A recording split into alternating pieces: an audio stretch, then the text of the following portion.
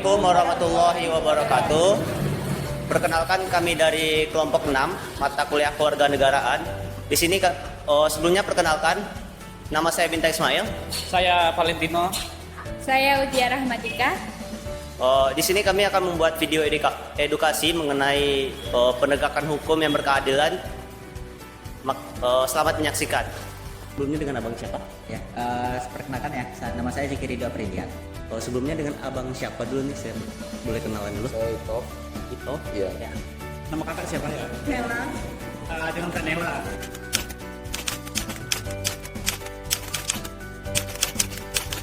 Kalau ngomong-ngomong hukum yang berkeadilan ya, hukum-hukum yang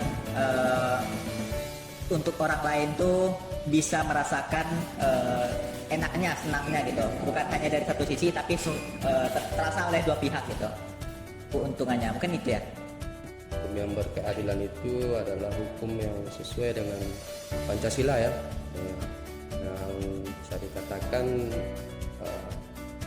merataan keadilan untuk seluruh rakyat Indonesia ya, tanpa terkecuali apapun itu.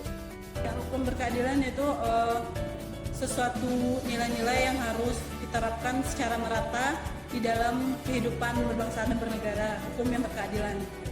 Proses penerapannya, proses penegakan hukum berkeadilan yaitu proses yang dilakukan untuk menerapkan nilai-nilai dan mengupayakan fungsional yang harus terjalan dalam sistem hukum tersebut.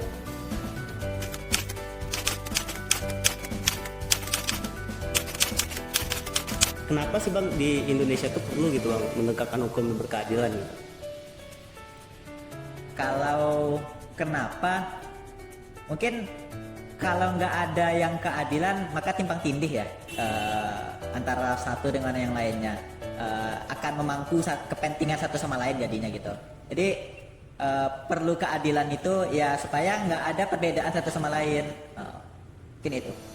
Kenapa bang? Atau mengapa penegakan hukum yang berkeadilan itu diperlukan bang, terutama di Indonesia? Supaya rakyat Indonesia ini merasakan keadilan ya. Terus tidak ada kesenjangan ya, dan sama-sama merata lah keadilan, kesejahteraan dan lain-lain. Kenapa kita perlu menegakkan hukum yang berkeadilan gitu? Agar semua lapisan masyarakat dapat merasakan pemerataan terhadap hukum yang adil tersebut.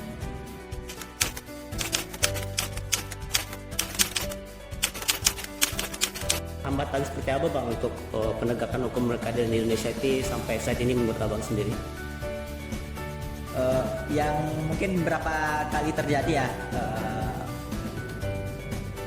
ke penyebab hambatan ya.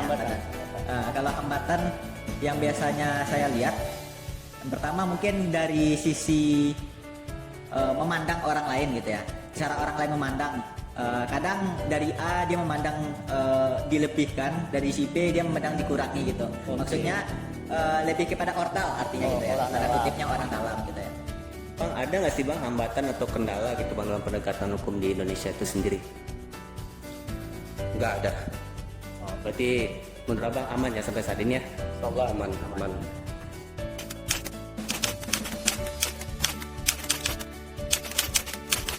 Bagaimana tuh bang cara menegakkan hukum berkeadilan di Indonesia itu seharusnya menurut abang itu sendiri? Gimana pertanyaan tadi? Gimana sih cara, mungkin tadi ada hambatan-hambatan gitu ya bang ya, mungkin untuk selanjutnya bagaimana caranya untuk mengatasi itu atau bagaimana cara menegakkan hukum berkeadilan itu sendiri? Oke. Yang pertama untuk memperbaiki mindsetnya lagi ya, cara berpikirnya satu sama lain.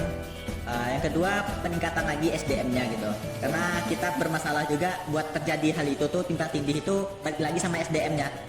SDM-nya baik itu dari skillnya, dari mindsetnya, mungkin itu yang pertama sekali gitu ya. Gimana bang cara untuk menegakkan hukum yang berkeadilan menurut abang sendiri itu, terutama di Indonesia bang? Ya caranya sesuai dengan undang-undang yang berlaku ya, sesuai dengan ketentuan-ketentuan yang berlaku. Terus apa masalahnya, dan ya pokoknya intinya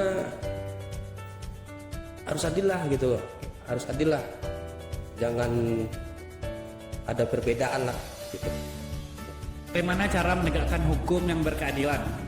Untuk menegakkan cara hukum yang berkeadilan, yang pertama dengan meningkatkan kualitas sumber daya manusia yang menjalankan proses penegakan hukum tersebut, agar tidak ada kecurangan, tidak ada nepotisme misalnya, KKN di belakang itu.